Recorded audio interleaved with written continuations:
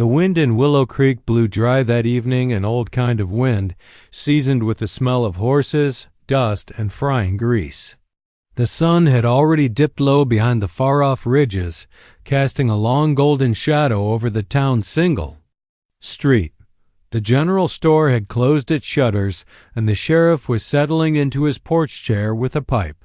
Folks were gathering at the diner, its windows glowing amber with lamplight. Inside, plates clattered, boots thudded, and laughter rolled like thunder over whiskey glasses. Cowboys leaned back in chairs, clapping each other on the back while plates of stew, cornbread, and roasted chicken made their way from the kitchen to the tables. The world inside that diner was warm, fed, safe. But just outside those smudged windows, pressed back into the shadows near the wooden steps, stood a little girl. She looked about 10, maybe 11, though the truth was hard to tell under the grime smudged across her cheeks. Her dress was once pink, or maybe red. It was hard to say, it had faded so badly. Bare feet peeked out beneath the hem, brown with dust and nicked at the toes.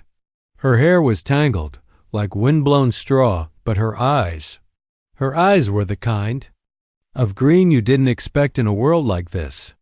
Green like spring grass after a fire, alive and tired all at once. She didn't speak. She didn't beg. She only watched Dot. She watched every forkful that went to every mouth, every crumb wiped from every plate.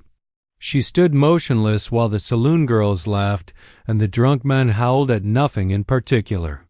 She watched without blinking, like someone who was used to being forgotten. Dot at the corner of the diner porch, seated on an old wooden chair with a half plate of beans and roast before him, sat Ethan McCrae. The town knew him. Or they thought they did.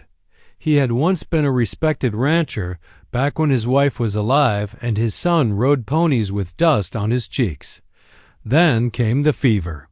It took them both in a single season. After that, Ethan stopped speaking much.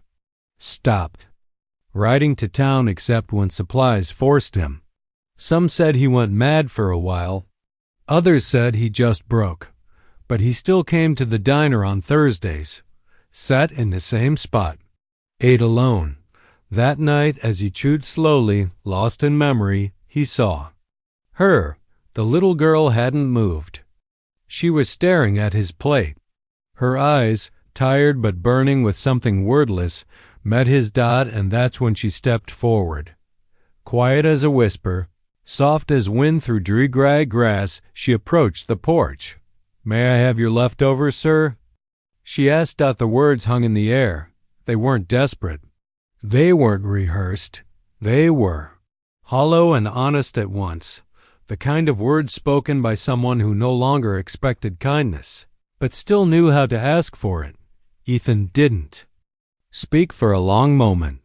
He just looked at her. Dot, and she looked back, holding his gaze, holding something broken in those bright green eyes. They were not the eyes of a beggar. They were the eyes of someone who'd once been loved, once believed the world was kind, and now didn't quite remember what that felt like. He pushed the plate toward her. Dot, wordless. Dot, she knelt beside his boot, lifted the fork like it was a ritual, and began to eat slowly, methodically. No mess, no greed, just hunger and dignity coexisting in an uneasy truce. Ethan watched. He didn't know why, but something was happening in his chest, something he hadn't felt in years, a small tremor in the part of him that had grown cold. When she finished, she set the plate down neatly. She looked at him once more. "Thank you, sir." He said nothing, just watched her turn and begin to walk away into the dusk, her frame swallowed by shadows. But as she passed the edge of the diner porch, he did something he hadn't done in 5 years. He stood up. "Hey, wait," he said, his voice rough. Unused. Dot, she stopped. Ethan cleared his throat. "You got anywhere to go?" "No, sir." He paused again. There was a lump in his throat. Why? He didn't know. "You can sleep in the barn if you want." She nodded. No questions, no smile. Just A quiet nod, and the girl in shadows followed the lonely rancher into the night. The barn stood behind the McCrae ranch house, quiet and leaning slightly from age. The wood creaked in the evening wind, and the scent of hay and horse sweat lingered like memory. Inside, under the rafters and moonlit slats, Mira curled up in a corner of straw. She had no bag, no coat, nothing but herself and a thin, worn dress that had seen too many seasons. Ethan had brought her a woolen blanket from a storage trunk, one that had once belonged to his son, Thomas. He didn't say so aloud, but the softness of it held weight. She hadn't said much since they reached the barn, just whispered a thank you and retreated into the hay as if she were a mouse used to hiding from bigger, louder things. Ethan stood in the doorway a minute longer than needed. His lantern cast a golden hue over her tiny shape. She looked even smaller now, curled up like that, fragile, a human whisper. But her presence somehow filled the whole barn. "Good night, kid," he muttered. And she whispered back, "Good night, sir." He walked to the house, but sleep didn't come easy. Not for him. He sat by the fire, hands rough and still, staring at the small rocking chair near the hearth. It hadn't moved in 5 years. Neither had the toys in the wooden crate beneath it. He poured himself a bit of rye, just enough to take the edge off, but the drink didn't do what it used to. His mind kept circling back to her, Myra. How many nights had she spent in the cold before tonight? How many times had she asked for leftovers and gotten spit instead? What kind of child knew how to disappear into silence like that? At first light, Ethan rose, dressed, and went to the barn. She was awake already, sitting cross-legged, feeding oats from her palm to one of the ranch cats. The cat purred, curled around her ankle like it had always belonged to her. She looked up when he entered. "I cleaned the stalls," she said quietly. "I didn't mean to touch anything, but it smelled real bad." He blinked. The stalls had smelled bad. He'd put off mucking them for a week. "All right," he grunted. "You hungry?" She nodded, then paused. "Only if there's something you won't miss." His jaw clenched. He didn't like that she had to talk like that, like she was already ready to be unwanted. He made her eggs and bacon. She tried to leave half for him. He gave her more instead, and just like that, a rhythm started. Day by day, Mira worked alongside him. She didn't ask questions. She didn't slack. She didn't steal. She fed the chickens, cleaned the troughs, and started brushing the old mule named Clover, who hadn't let anyone near her in 2 years. Clover liked Mira, nickered softly when she came near. "You got a way about you," Ethan muttered one morning as she tossed feed to the chickens. She glanced at him with a ghost of a smile. "Animals trust easy. People don't." He didn't know what to say to that. At night, she stayed in the barn, though he'd brought her a better blanket and some books from inside. She said she liked the smell of hay. Said it made her feel like she was somewhere. On the 6th night, he found her sitting outside the barn, staring at the stars. He approached quietly, sat beside her on the step. She didn't look at him, just said softly, "You live alone?" "Yeah," she nodded slowly. "Me too, I guess. Where are your folks?" he asked, cautious. She didn't answer right away. "Then, my mama died, a long time ago. Uncle raised me." He waited. He raised me with his fists. Ethan's hands curled into fists of their own. "I ran," she added. "I kept running. Then I got here." Her voice cracked just slightly, a tremble that tried to hide in her throat. He didn't speak. He just looked up at the sky. "You're safe here," he said after a long silence. "You hear me?" She nodded. "I know." That night, she didn't cry. Not loudly, anyway. But from the house, Ethan heard something, just the faintest sound of sorrow slipping out into the wind, and it broke something in him, something that needed breaking. Morning came, and so did the rhythm. She worked. He taught, Ethan showed her how. To mend fences, how to set a saddle, how to check a horse's hooves. She listened, sharp as a blade, quiet as a prayer. In return, she taught him how to laugh again, just a little. She made a joke about his beard, how it looked like a squirrel had nested in it. And for the first time in 5 years, Ethan laughed out loud. It startled even the horses. The barn was no longer just a barn. It became her room. The ranch, a kind of orphan sanctuary. And for Ethan, a quiet miracle was beginning to unfold each sunrise a little less lonely, each footstep in the dirt no longer his alone. He found himself whistling while fixing the roof. He found himself remembering how to say good morning without it sounding like a chore. One evening, as they sat on the porch eating stew, he glanced sideways at her. "You're not just visiting, are you?" She looked up. "Would you want me to leave?" His voice was steady. "No." She nodded, then returned to her stew. But she leaned ever so slightly toward him. That was enough. Summer came early that year. The grass across the McCrae land grew tall and golden, waving in the breeze like a sea of sunlight. The cattle grazed peacefully, the sky above stayed a rich, uninterrupted blue, and the ranch slowly began to breathe.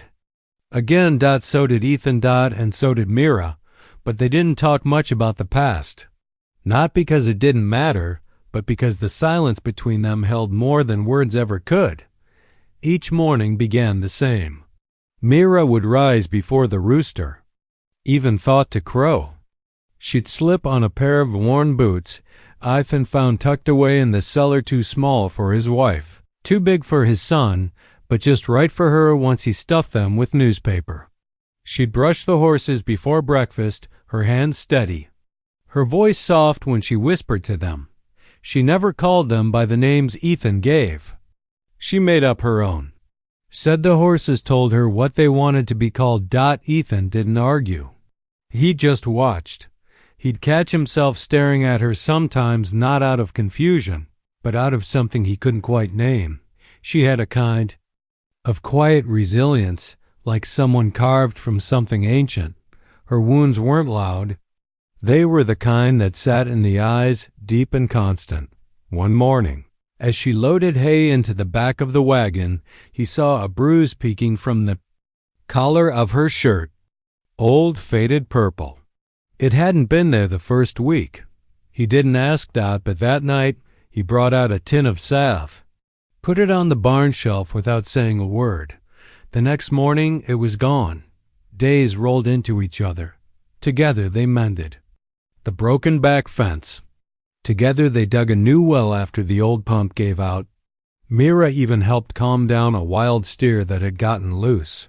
Talked to it like it was a scared child until it lay down in the dust beside her.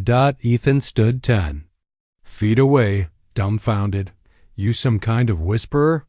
he asked. She smiled, brushing her hair from her face. "No, I just know what scared sounds like." That answer sat with him for a long time. The town of Willow Creek, meanwhile, had begun to notice. People weren't cruel, just curious. Gossip traveled faster than dust in a dry wind. "That McCrae fella's got a girl living out there now? She his niece or something? You think he done adopted her?" No one dared confront Ethan directly. He still carried the kind of silence that made men think twice. But the sheriff rode out one morning anyway, just to check in. Ethan met him on the porch, arms crossed, hat low. "Morning, McCrae," the sheriff sighed, tipping his brim. "Heard you've got a new hand helping out these days." Ethan didn't move. "I ain't here to cause trouble. Just making sure she's all right." "She's better than all right," Ethan replied after a long beat. Sheriff nodded, spit into the dirt. "If anyone comes looking, I'll do the skin. She got a name?" "Myra." "That short for something?" Ethan's eyes didn't waver. "Don't matter." The sheriff tipped his hat again and rode off. Mira had watched the entire exchange from the barn. "You didn't have to lie," she said as Ethan approached. "I didn't," he replied. Didn't say nothing that wasn't true. She looked down at her boots, fidgeting with her hands. You scared someone'll come for me? Ethan didn't answer right away, then quietly, if they do, they'll wish they hadn't. She nodded, and her shoulders relaxed just a little. That evening, the sky cracked open with thunder. A summer storm rolled in fast lightning jagging across the horizon, wind howling like it had unfinished business. Mira hated storms. Ethan didn't know this. Not yet. But when the wind started to howl and the rain slapped against the windows, he noticed she wasn't in the barn. He found her curled up under the porch steps, shaking, hands over her ears. Eyes wide and distant, he knelt slowly, not wanting to startle her. Mira? She didn't respond. He reached out, touched her shoulder. She flinched, hard. Hey, he said, softer now. You're safe. It's just wind, just a storm. She whispered something. He leaned closer. It always started like this. The yelling, the hitting. Ethan closed his eyes. He didn't push her for more. Just sat beside her. Let the storm rage. Let her cry. After a while, the wind died down, and her breathing slowed. I don't like being scared, she said, her voice cracking. Me neither. He said that the next day she was quiet, but different. She didn't avoid him. She just watched him more, like she was seeing him new. And Ethan? He realized he didn't want her to leave. Not now. Not ever. At supper, he cleared his throat awkwardly. You ever gone to school? She shook her head. Uncle said it was a waste, he grunted. Well, he was wrong. He placed a dusty old book on the table. One of his son's school books. Still had scribbles in the margins. You want to learn? She stared at the book, then at him. A slow smile broke across her face. Rare. Radiant. I do. And just like that, the days grew warmer. The ranch came alive. Clover trotted like a young Mari again. The chickens laid more eggs than usual. The sky felt bluer. Ethan whistled while chopping wood, and Mira laughed sometimes. It wasn't loud, but it was real. There were still shadows. Still silence. But now the silence held healing, not hiding. She no longer asked if she was staying. He no longer answered. As if she might leave. And every night, before she fell asleep in the hay, Mira whispered a thank you. To God, to fate, to fate, to a lonely rancher who had once pushed his plate forward and had ended up giving her so much more. The summer wore on, warm and golden, and the town of Willow Creek watched the ranch on the edge of the valley with sharpened curiosity.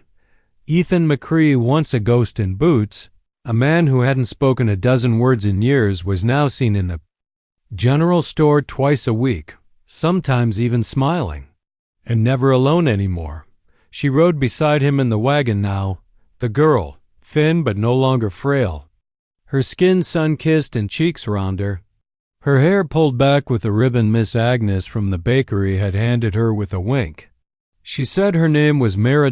No one asked her where she came from, not directly. But the whispering didn't stop. At the church steps. Think she's his blood kin? At the saloon, heard she just showed up out of nowhere. At the blacksmith's, Mick Ray's got himself a daughter now. Didn't know he still had a heart. It wasn't mean-spirited. Not exactly. Just small-town talk, dripping from every window shutter and bar stool. Still, Mira felt the stares. She'd lower her eyes whenever someone looked too long. She clutched the hem of her skirt tighter when grown men stood too close. She always positioned herself behind Ethan, just slightly, his tall frame a shelter in a world that still felt unpredictable. Ethan noticed. He didn't say anything at first. But one afternoon, as they packed feed sacks into the wagon, he handed her a wide-brimmed hat. Figured you'd like to stop squinting. She took it carefully, held it in both hands. Thank you. She tried it on. It was a little big. He chuckled.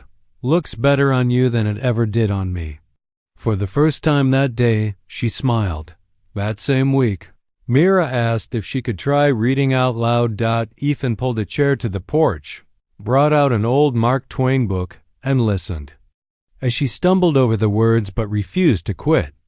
When she finally got through a full paragraph without mistake, she looked up like a dog expecting praise. You done better than I did at your age, he said. Her smile stretched ear to ear. The next Saturday, something changed.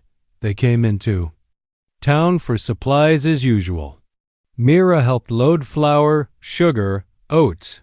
She exchanged soft greetings with folks now. Miss Agnes gave her extra jelly rolls. The stable boy let her pet a foal, but near the livery, as Ethan stepped inside to settle the bill, a tall man with a black hat leaned down toward her. You with McCrae now? The man asked, voice smooth but sharp. She didn't answer. Don't seem right. A girl like you, livin' with a man like him. He'd take you off the streets or take you for himself. His tone curdled her stomach. Before she could respond or run, Ethan was there. Fast, eyes blazing, jaw tight. Say that again, he said in a voice that could crack stone. The man stepped back, hands raised. Just talkin', McCrae. Don't get riled. Ethan took one slow step forward. Talk again like that near her and you'll lose more than your manners. The man backed off. Mira stood frozen, fingers trembling. Ethan turned to her, still fuming. You all right? She nodded slowly, but her eyes, they were swimming. That night, back at the ranch, she was quiet. Too quiet. She didn't eat much. She didn't hum while brushing clover. And when the stars came out, she sat at the edge of the fence, legs crossed, arms wrapped around herself. Ethan came and sat beside her. Neither spoke. After a long while, she asked, Why do people assume the worst? He sighed. 'Cause they don't know what good looks like anymore. She glanced at him. You mad at me? For not saying anything? No, I felt small. Like I used to. He looked at her, long and soft. You ain't small, Myra. Not anymore. She didn't answer. But she didn't cry either. That was something. Days passed. Ethan rode into town alone once, just to have a word with the sheriff. Quiet word. Firm. After that, no one asked Mira strange questions again. Instead, they started to see something different. At the harvest fair, Mira helped Ethan sell some of their best feed and horse tack. She even baked 3 apple pies recipes. She said she remembered her mother making. They were gone before noon. Miss Agnes asked if Mira wanted to help at the bakery on Sundays. Mira politely declined, but thanked her, and Agnes hugged her anyway. Town's warming up to you, Ethan said on the ride home. Mira nodded, then said, I don't mind it, but I still like it better out here. He smiled. So do I. As fall rolled in, golden leaves drifted across the pastures, and the ranch felt more like home than ever. Mira no longer slept in the barn. Ethan had cleared out the back guest room in the house, washed the sheets, fixed the windows, and let her pick which quilt she wanted. She'd cried quietly the first night in that room. Not from fear. From belonging. They developed new rituals. She made breakfast, now burnt the eggs sometimes, but got better with each attempt. He taught her to fish at the creek, and she taught him how to make berry jam the way her mother had. Laughed more. Sometimes they argued, usually over whose turn it was to sweep the porch or feed the pigs. But it was the kind of arguing families do. And neither of them ever said the word family. Not yet, but it was there. In everything. One night, Mira asked softly at supper, Do you miss your son? Ethan's hand paused over his fork. Every day. Silence. Then, he had your laugh, same mischief in it. She smiled through her sadness. I think he would have liked you, Ethan said. I think I would have liked him. Their eyes met, and for the first time, no ghost stood between them. From town gossip to fair pies, From porch sweeping to jam jars, Myra and Ethan had started to stitch a life. Not a perfect one, but one stitched from second chances and the whispers.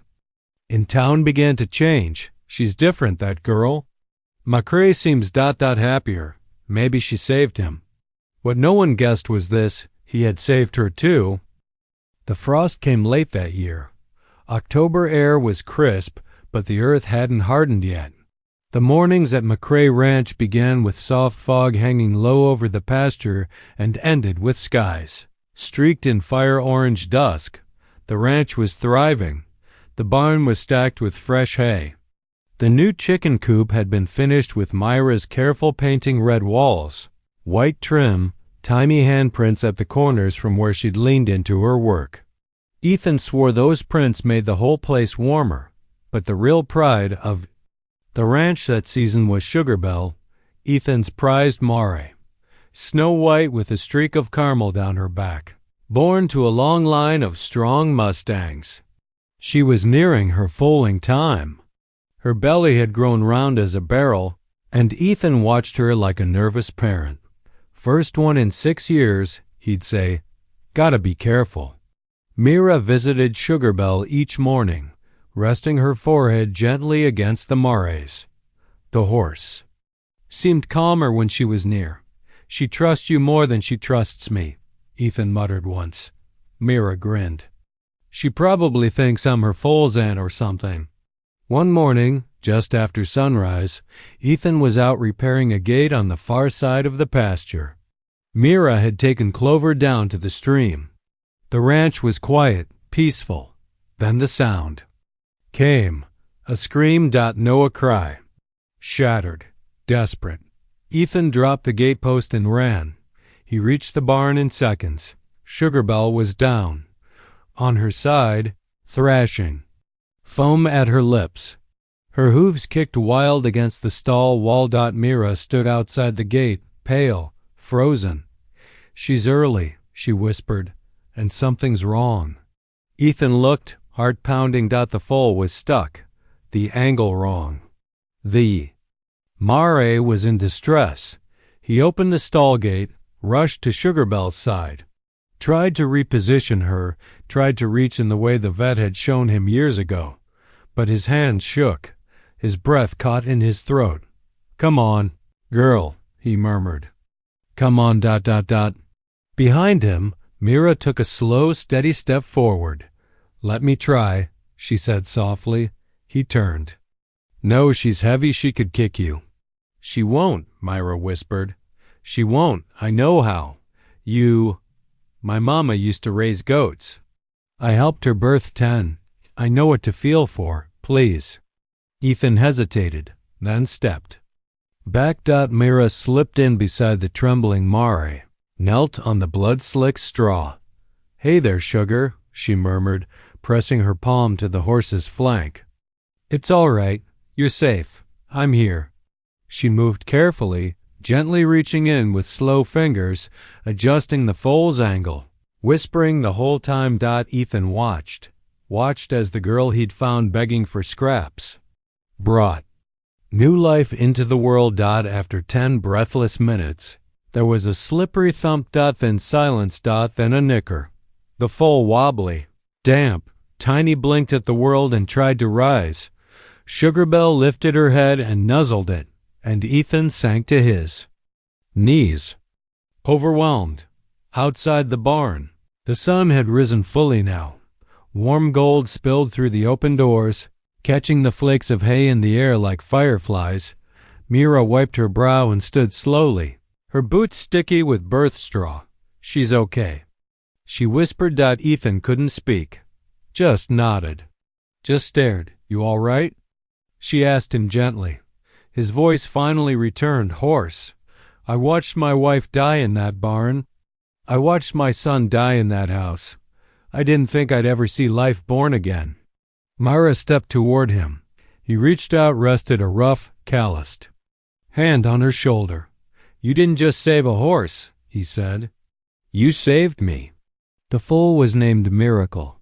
Myra tried to protest. Ethan said it wasn't just the foal's name. It was hers too, she cried then, not silent tears.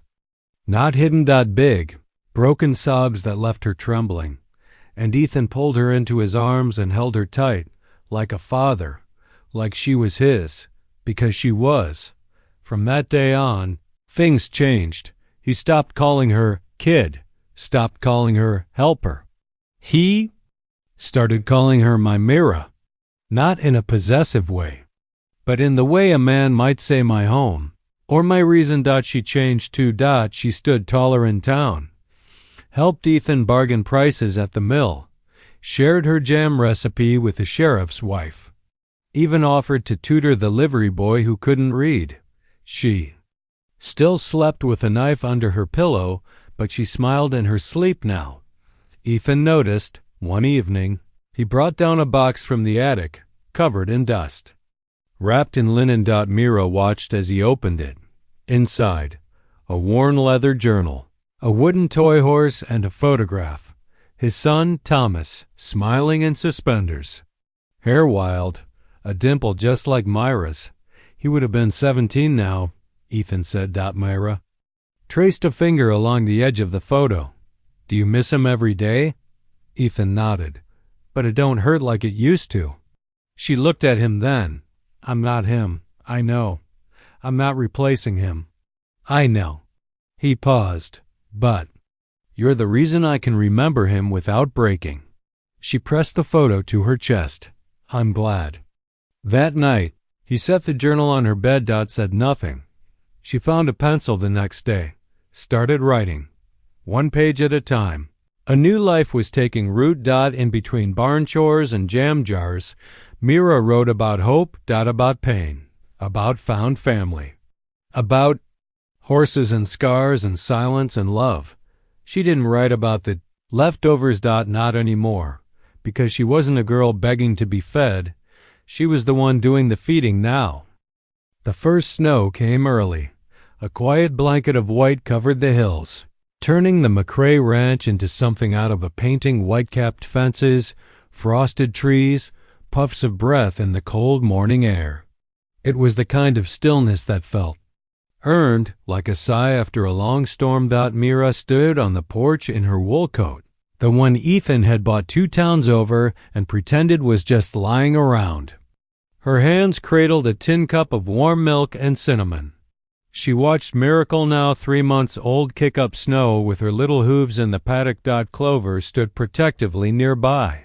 Older now, slower, but still watchful.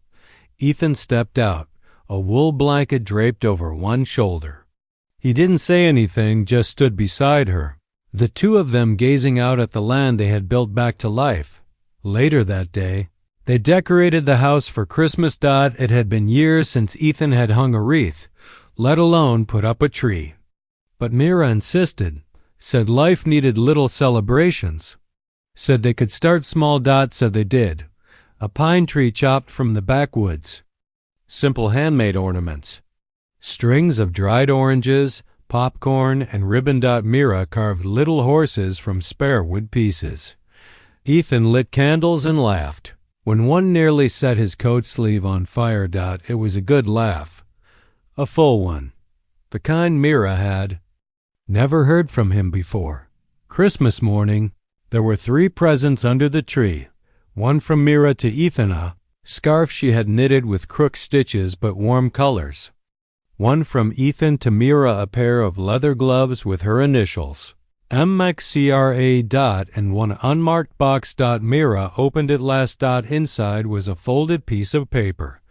She looked up at him, confused. He cleared his throat, sat beside her, nervous. It's not much, just something legal. She opened it. Her eyes ran across the words slowly, unsure, but one line stood out in bold letters. Adoption request, Mira McCrae. Her mouth dropped open. She blinked. Read it again. Is this? If you want it, Ethan said, voice steady but gentle. If it feels right, no pressure. I just figured, maybe it's time to stop pretending you're just passing through. She couldn't speak. Tears spilled silently. He reached over and wrapped his arm around her. You already are my daughter, Mara. This just makes it official. She clutched the paper to her chest.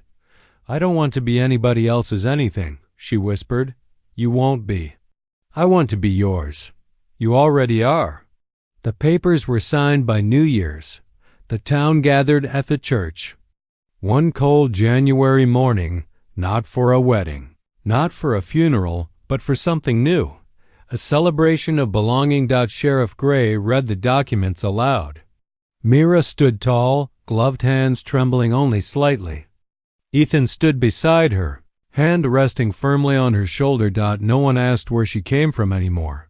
They just shook her hand and called her Mara McCrae. The blacksmith gave her a lucky horseshoe.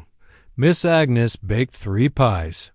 Even the mayor said, the girl's got McCrae grit, no doubt about it.